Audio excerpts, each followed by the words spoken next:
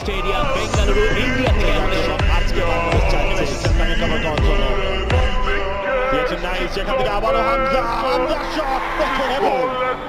One চাপ পুরো ম্যাচে হয়তো এখনো পর্যন্ত বাংলাদেশে এগিয়েছে কিনা। সোহেল রানা কর্নার কিক বেশ ভালো, তবু বল এবং গোলের গোল কি দিয়েছেন রেফারি? না, সে খুব দ্রুতই ছড়িয়ে দিয়েছেন। সোহেল রানার কর্নার ক্রস এবং বাংলাদেশের সমতায় ফেরা।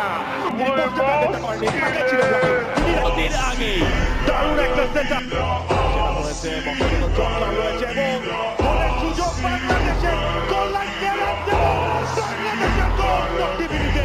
বাংলাদেশ 2 তারিক কাদের স্কোরার, যে তারিক কাদের গোলে বাংলাদেশ পিছিয়ে পড়েছিল। সুরাত ঘোষ দিয়েছেন মোরসানিনকে, সুমন রেজা আছেন বক্সের ভেতরে, মোরসানিন একাকে কাটিয়ে মোরসানিন